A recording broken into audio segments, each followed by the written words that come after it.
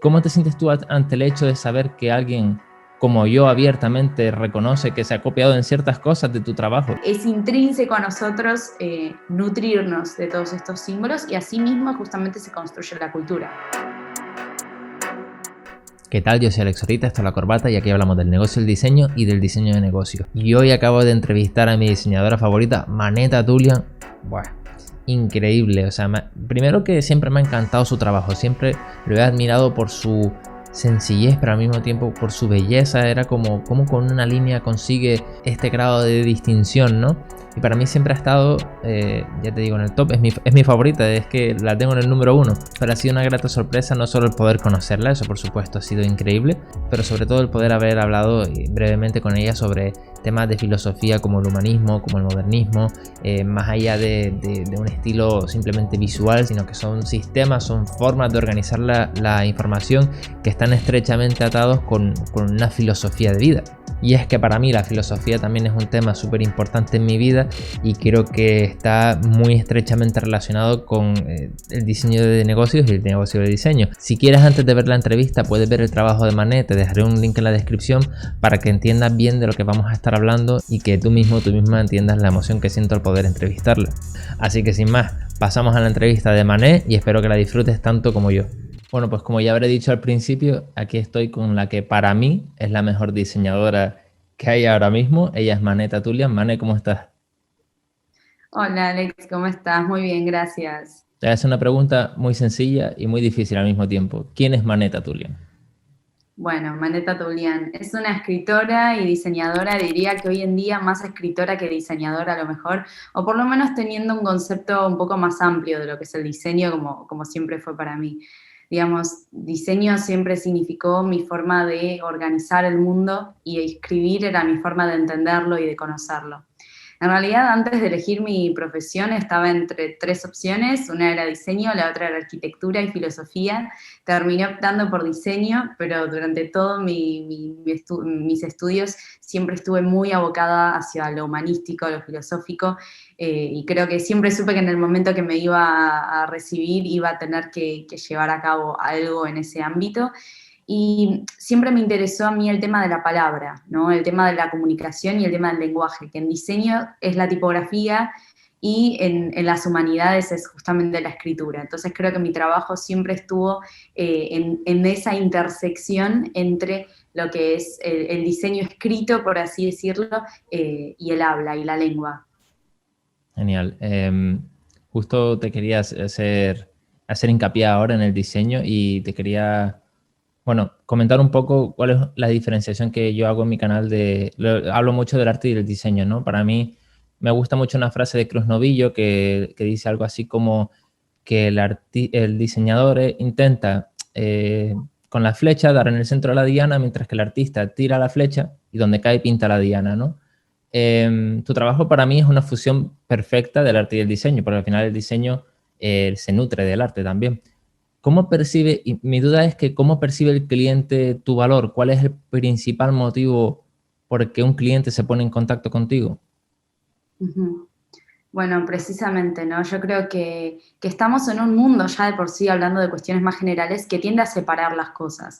Y Mm, creo que una de las obsesiones de los diseñadores y de los analistas creativos en general es que tienden a separar, ¿no? Esto de no, pero el diseño no es arte es el arte, el diseño es el diseño. Pero creo que para entender eso y para entender la naturaleza de las cosas hay que ir a la historia. Y cuando uno ve la historia del diseño, ve que en realidad es una intersección entre la historia del arte, lo que precisa, y la historia del diseño, ¿no?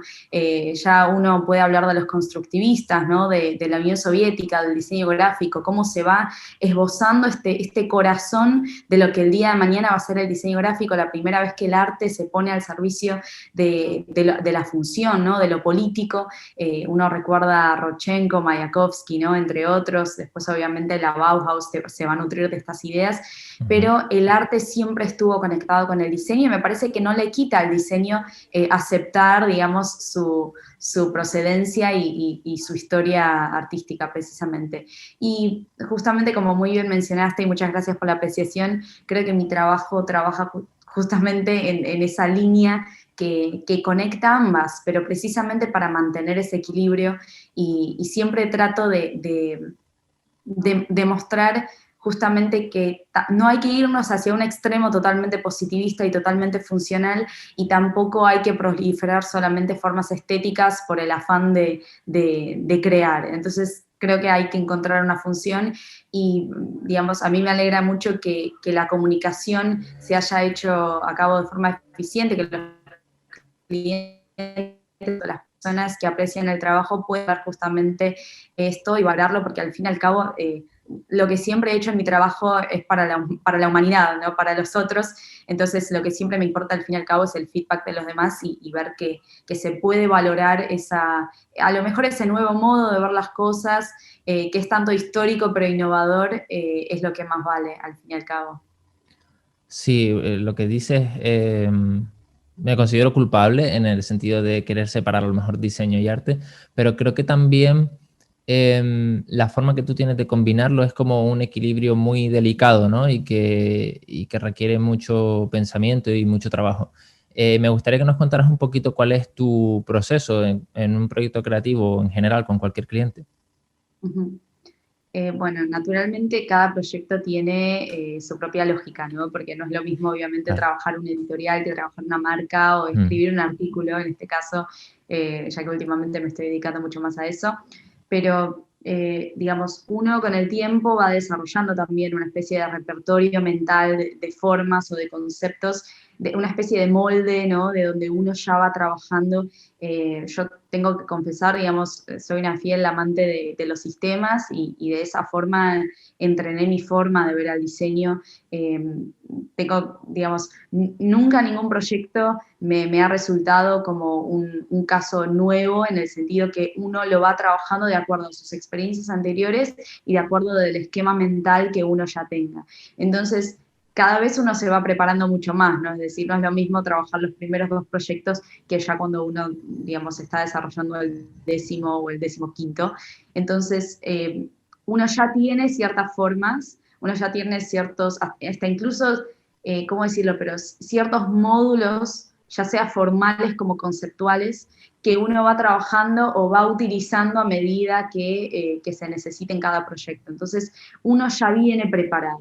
Digamos, no es una tabula rasa en ese sentido, es como que uno ya tiene su repertorio de formas y de conceptos que va aplicando de acuerdo a cada concepto, siempre tratando obviamente de mantener este balance entre las funciones, es decir, lo que se necesita comunicar, lo que se necesita hacer, el resultado final, entre una bella y un buen resultado estético, y creo que el valor cardinal más importante, que es que sea temporal, es decir, que trate de durar lo más que se pueda, digamos, de ver ese proyecto tomando perspectiva y preguntarse, ¿no? ¿Esto podrá durar 5, 10, 20 años, digamos? A lo mejor con algunas pequeñas modificaciones, pero el grosso del proyecto pueda justamente mantenerse en el tiempo, que bueno, hoy en día resulta bastante complicado porque vivimos en tiempos obsoletos en todo sentido, sobre todo por la irrupción de la tecnología y esta obsesión por la actualización y por el Mm. update, ¿no? Sí, sí, totalmente. Y el hecho de lo que mencionas de la temporalidad, me encanta que menciones ese punto porque precisamente yo me fijo mucho en tu trabajo, en el trabajo de Massimo Vignelli, diseñadores más modernos, que bueno, que tocaremos en el modernismo un poquito más adelante. Y como comentabas, tenías a Rodchenko o Bauhaus como inspiración, por supuesto, pero quería preguntarte por algunas fuentes de inspiración alternativas que a lo mejor estás viendo más últimamente o que a la que te, digamos, mantienes más al día, no sé cómo decirlo. Ujú. Bueno, es una pregunta muy interesante y creo que la paradoja está en que mi fuente de inspiración más grande es la historia, digamos. Para inspirarme, sinceramente nunca me he fijado en las tendencias, porque me parecen totalmente superfluas, efímeras, digamos. Precisamente la palabra misma indica que son tendencias, es Ujú. decir, están determinadas a un cierto eje espaciotemporal y, bueno, no van a tener mucha vida útil, ¿no? Entonces siempre miro hacia atrás y obviamente una de las inspiraciones que ya mencionamos fue la escuela suiza, la Bauhaus, todo lo que es el diseño alemán de la posguerra. Y también quizás esto ya más desde el punto de vista filosófico y aunque también estético, pero el humanismo y el renacimiento y obviamente la ilustración. Creo que hay mucho de esa estética tan manual, ¿no? Tan humana, que creo que complementada con una tipografía helvética, trae como este balance súper interesante entre algo súper histórico y algo súper nuevo, súper limpio e incluso maquinizado, ¿no? Que es justamente la helvética. Estoy de acuerdo porque, o sea, conozco tu trabajo y creo que sé exactamente de lo que estás hablando y dejaré algún link en la descripción o algo para que la gente lo pueda ver porque la verdad es que es verdad lo que tú dices, ese equilibrio es casi mágico, ¿no? Tú, bueno, para seguir un poquito por lo del modernismo, tú eres una diseñadora moderna, eres minimalista y hay un proceso minimalista muy conocido, ¿no? Que yo procuro seguir, que es el de añadir cosas y luego quitar aquello que no es importante hasta quedarte con lo más esencial, ¿no? Y retomando un poco lo que estabas diciendo, tú no sé si haces esto, pero para mí tiene sentido que a lo mejor si yo tuviera los mismos elementos que tú tienes, a lo mejor yo iba a dejar menos elementos de los que tú dejas. Pero al mismo tiempo luego miro tu trabajo y digo, tiene todo el sentido del mundo que haya dejado eso. ¿Sabes cómo hacer que una simple línea o algo súper sencillo vista muchísimo? Entonces mi pregunta es, ¿cómo enfocas la filosofía o la historia, por ejemplo, para justificar dejar esa línea o elegir esta tipografía? Sé que es una pregunta muy amplia, pero ¿podrías responder con algún ejemplo? Sí, sí, sí, sí. Bueno, hay muchas cuestiones en esta pregunta, Sí, ¿no? muchísimo. Justamente. Creo que algo que suele sucederle a muchos diseñadores es que cuando descubren la grilla y descubren el minimalismo, se vuelven totalmente, digamos, muy arraigados a esta idea, ¿no? Esto de no puedo salir de la grilla, no voy a poner elementos de más, voy a utilizar solo blanco, negro y rojo, digamos, se empieza a volver una especie de obsesión muchas veces y creo que eso termina llevando a la degradación en realidad del diseño y a menos es menos. Creo que hay una línea fina que separa el menos es más del menos es menos y creo que hay que siempre llegar a ese balance de que el diseño no parezca pobre, sino que parezca claro y simple y fuerte. Y, digamos, yo a veces siento, quizás esto suene un poco metafísico, pero yo a veces siento que los elementos me hablan, en el sentido que los elementos ya me van diciendo dónde tienen que ir posicionados, porque hay una especie de balance y de equilibrio visual, incluso mental y psicológico, que va llevando a los elementos a que se posicionen de esa forma. Por ejemplo, a mí no, yo sinceramente no siento placer del diseño 100% limpio. Para mí, un fondo blanco con helvética en negro hasta quizás me aburra. Siento que falta ese componente que le da la vida, que es una textura, algo que está gastado, una roca, ¿no? Un algo que le da ese toque, una fotografía vieja. Yo cuando veo uno de los trabajos que más me gusta es precisamente el de Armin Hoffman, porque él trabaja este balance justamente, ¿no? De una textura que ya está gastada, además por las técnicas de la época, ¿no? Esto creo que le suma también un componente de más, por una fotografía movida, por un blur y una tipografía súper limpia, súper neutra, y creo que en ese balance es que se genera digamos, el resultado más interesante. Y Sí, creo que esa es precisamente la combinación del pasado con el futuro. Y eso creo que es lo más importante, la historia y hacia dónde vamos. me acabas de volar la mente porque hablando de texturas y de todas aquellas cosas que utilizas en tu trabajo, yo muchas veces intento implementar lo que he aprendido viendo tu trabajo o viendo el trabajo de otros diseñadores y digo, ¿sabes? No me queda exactamente igual, no consigo eso. Y justo lo que acabas de decir para mí tiene todo el sentido del mundo, ¿no? Lo de combinar lo antiguo con lo nuevo. Me parece que de repente todo, ¿sabes? Era como un poco la pieza que me faltaba ahí. Y wow, me ha encantado. Y otra cosa, lo que estás diciendo de la cuadrícula, creo que Máximo Viñelli, ¿no? Era el que lo decía, que no dejes que la cuadrícula te controle o la grilla, como lo dices tú. Sí, Mm, sí, sí, sí, sí. Müller-Brockman incluso decía que, digamos, es una ayuda, pero no es una garantía. exacto. Entonces creo que ahí está digamos, el poder del diseñador de saber cuándo realizar ajustes ópticos, saber cuándo salirse de la grilla. Incluso, digamos, los antiguos griegos cuando construían sus templos, cuando tenían que construir las columnas, no mantenían un ancho uniforme en las columnas, sino que realizaban una pequeña curvatura en la parte central porque sabían que tenían que hacer ajustes ópticos, digamos, deformaciones en la propia columna, porque a nivel visual eso a una distancia, a una cierta distancia se iba a percibir de cierta forma. Entonces creo que ahí está, digamos, la chispa, ¿no? Y el ingenio del diseñador de decir, en este momento prefiero romper la grilla, pero darle mucha más importancia a la balance o a la armonía visual que, digamos, a la mera sistematización de la retícula. Sí, sí, tiene todo el sentido del mundo. Estoy totalmente de acuerdo contigo. Pues mira, en mis vídeos, pasando a otro tema, hablo también mucho de la copia y de robar como algo positivo, ¿no? Una aclaración, por ejemplo. Yo copio una cosa de ti, de otra persona y de otra persona, etcétera, y así entiendo distintos procesos mentales y creativos al mismo tiempo que hago y luego hago mi propia mezcla. Supongo que muchos llamarán a esto inspiración.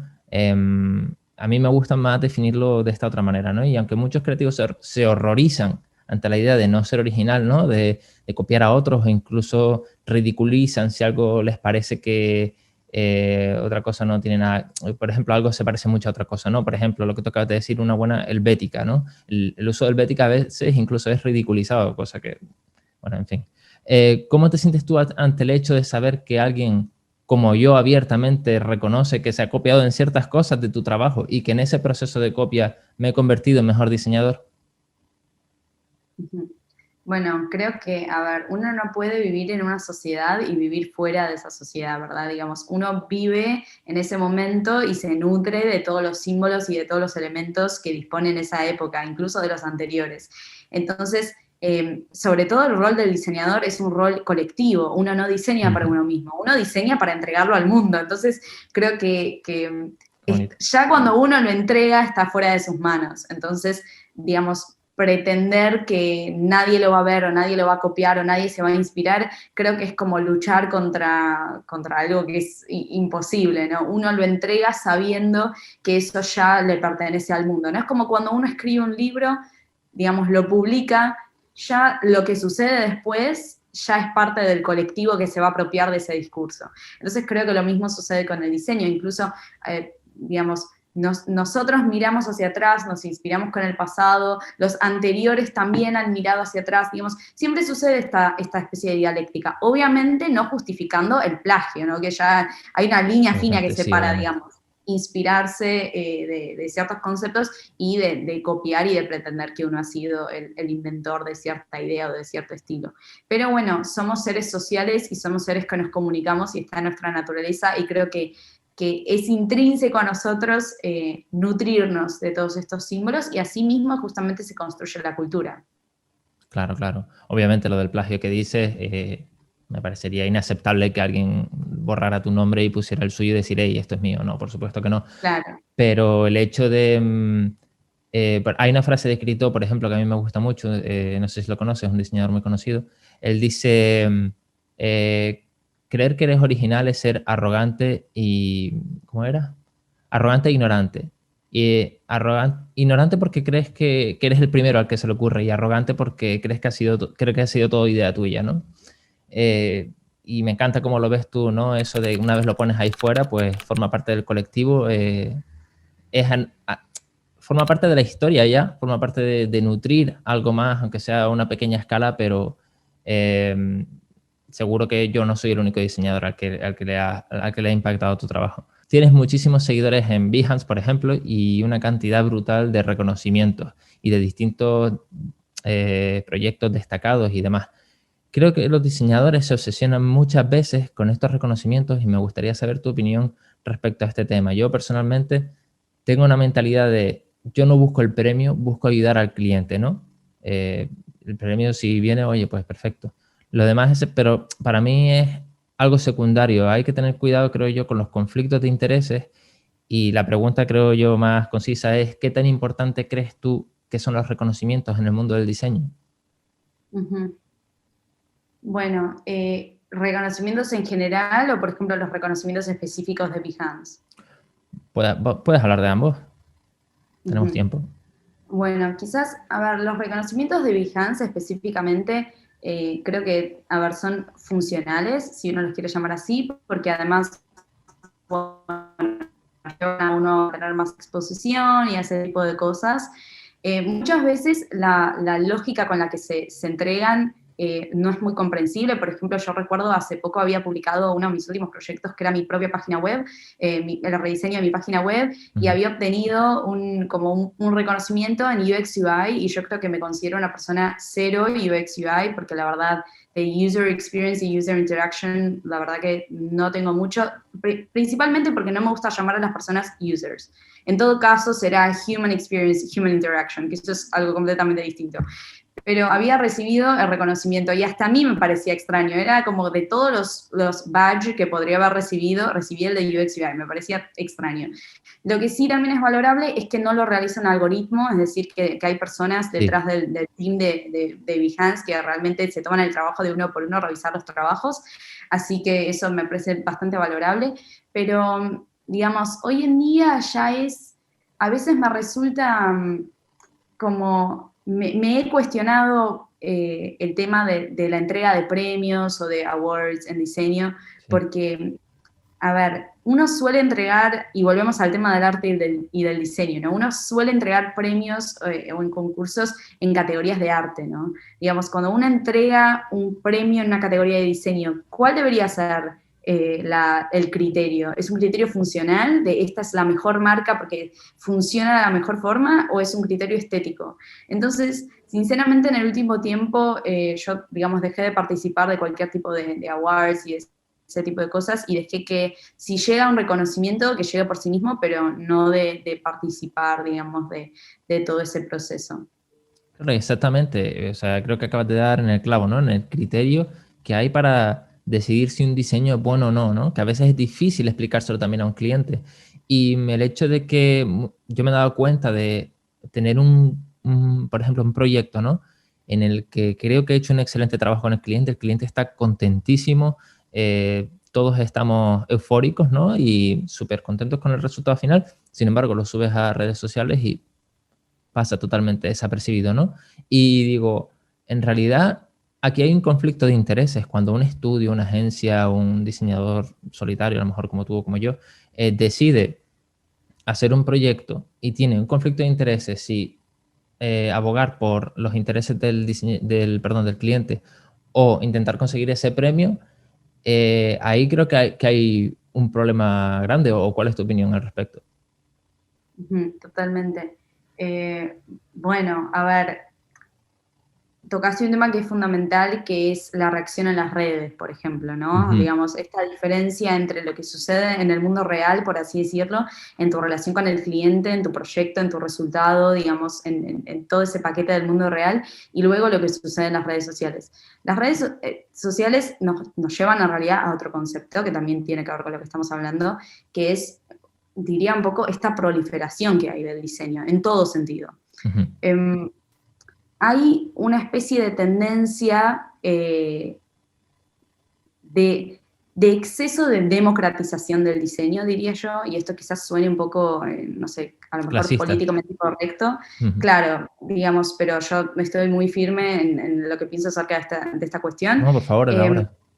digamos, todo el mundo, el avance del mundo técnico, ¿no? Del imperio de Adobe y de todas estas cuestiones, la democratización de las herramientas, llevó a que cualquier persona con un poco de conocimiento sobre estas herramientas pueda ejercer el diseño, digamos, pueda llevar a cabo, pueda realizar un póster, un flyer, lo que fuere, abrir su cuenta en Instagram gratuita, descargarse estas herramientas a lo mejor en torrent gratuitas, y Ujú. pueda llevar a cabo el trabajo de un diseñador. Digamos, y acá sucede lo siguiente, como el trabajo del diseñador no depende de una matrícula, porque, por ejemplo, para ser ingeniero, para ser doctor, uno depende de esa matrícula para Mm, poder ejercer su es trabajo. verdad. Pero el diseño no tiene este problema. Entonces, cualquier persona con un mínimo de conocimiento de herramientas o cuestiones estéticas puede, por así decirlo, llevarse el rótulo del diseñador.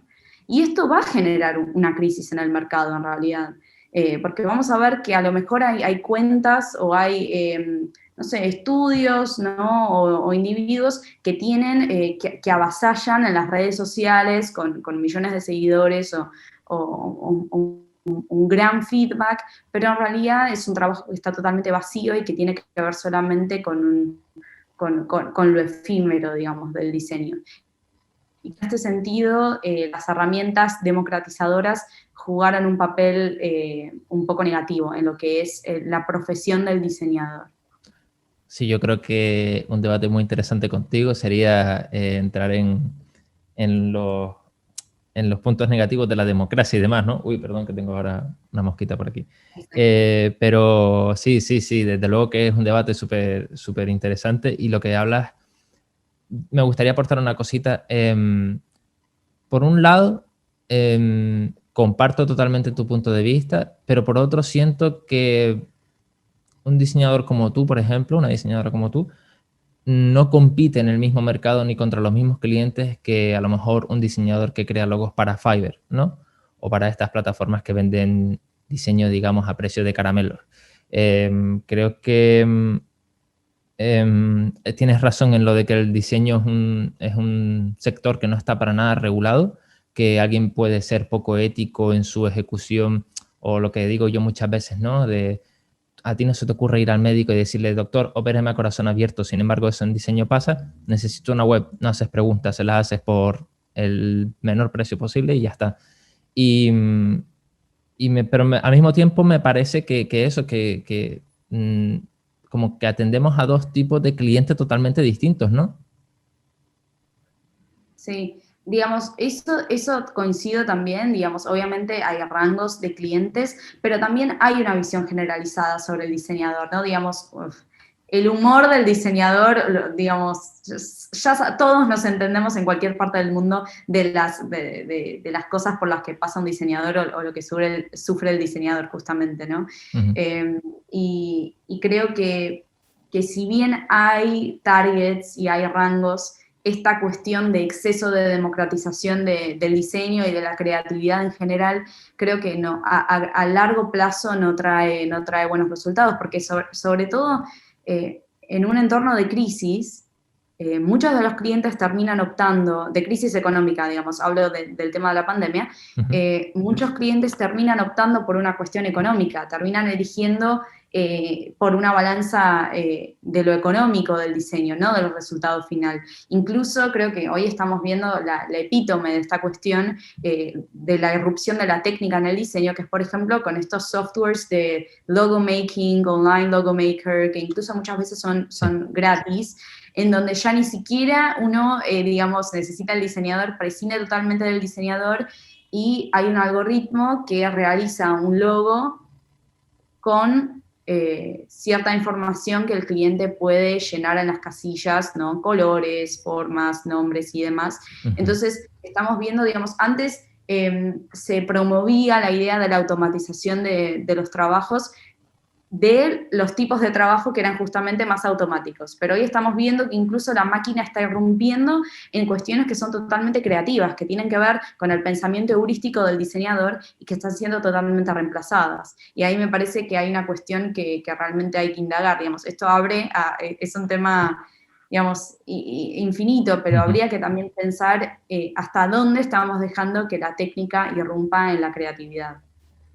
No, y ahora, mientras estabas hablando de esto, como que de repente cobra sentido todo tu interés en el humanismo y demás, ¿sabes? Y, no, ¿sabes? De lo que te decía antes, la pieza del puzzle ahora como que va cobrando todo el sentido del mundo. Te quería hacer una pregunta, ahora que estamos hablando de esto. ¿Tú ves el diseño, este que estamos hablando masivo, como una tendencia? Sí, sí, digamos totalmente. A ver, es una tendencia, es un momento histórico, son varias cosas que van confluyendo juntas para llevar, digamos, a esta instancia en la que nos encontramos hoy. Obviamente, desde los 90 vemos la irrupción de la tecnología, de Internet, las redes sociales que van a tener un rol fundamental en lo que es la propagación y la proliferación de todas estas cuentas, diseños y demás, y creo que se volvió también tendencioso ser creativo. tiene mucho que ver con el espíritu del millennial, la creatividad, digamos. Antes el diseñador, a mí me gusta mucho incluso, digamos, recordar a los profesores de la Bauhaus, incluso recordar el modo en el que iban vestidos, ¿no? Iban vestidos todos iguales, en traje y en sombrero, pero tenían una mente revolucionaria, creativa, que era algo que nunca se había visto para ese entonces. Entonces, hoy en día el diseñador incluso tiene que vestirse de cierta forma, tiene que expresar, tiene que derramar ese diseño incluso en cómo uno es físicamente, y creo que en realidad, digamos, eso ya nos está diciendo mucho de en lo que hace convertido, ¿no?, el rol del diseñador. Claro, aquí creo que volvemos un poco a la casilla de salida, ¿no? La expresión personal, el arte versus el diseño. Y creo que por eso decía que es un poco una línea borrosa, que está poco definida y que es como la comedia, ¿no? La comedia es graciosa porque se camina sobre una fina línea, ¿no? Y creo que lo mismo pasa en esto que tú haces, ¿no? La combinación de arte y diseño es una fina línea que creo que hay que seguir para hacerlo bien. Y me parece súper interesante cómo lo planteas. Para terminar, me gustaría saber un consejo que le darías a la joven Mané. Un consejo que le daría a la joven Mané. A lo mejor haber optado por filosofía. ¿Y eso? Cuéntame más sobre eso. Digamos, creo que en el momento en el que decidí mi profesión, me aboqué mucho más hacia lo práctico, porque me parecía que la praxis era a lo mejor la forma más directa de intervenir en el mundo y de modificar las cosas, pero creo que hoy en día, primeramente mirando mi trabajo, luego mirando la situación macro del mundo y lo que se está necesitando y en dónde nos encontramos como humanidad, creo que es más importante la teoría y es más importante volver a pensar. Entonces, a lo mejor mi primera decisión debería haber sido más teórica y más filosófica, que no me arrepiento porque en realidad todo tiene su tiempo, su momento y su razón de ser, pero a lo mejor hubiera sido una buena decisión empezar por una disciplina que promueva el pensar, justamente, que creo que hoy en día es lo que nos está haciendo mucha falta. Mané, me ha encantado hablar contigo. Espero que no sea la última vez y nada, y espero verte muy pronto y seguir viendo tu trabajo y lo seguiré admirando en silencio. Muchísimas gracias. Gracias por el tiempo y por el espacio, lo más importante. Gracias. Bueno, creo que estarás muy de acuerdo conmigo si digo que esta entrevista ha estado a un nivel excepcional. O sea, hablar con Mané ha sido un verdadero placer. Como has visto, hemos entrado en temas que en apariencia puede que no sean importantes para el día a día de un diseñador, pero sí que están estrechamente relacionados con la forma en que no solo nos percibimos nosotros, sino nos perciben los clientes y toda una industria. Pregunta del día, y esta pregunta es harto difícil, pero la voy a hacer porque quiero saber las opiniones de ustedes. ¿Cómo creen que definirían esa fina línea entre arte y diseño sobre la que camina Mané? ¿Cómo se puede ser un diseñador que se nutra más del arte sin caer en la trampa de la expresión personal? Y bueno, hasta aquí, esto es todo por hoy. Hoy me quedo súper satisfecho y aquí te dejo ahora un vídeo basado en lo que más te gusta.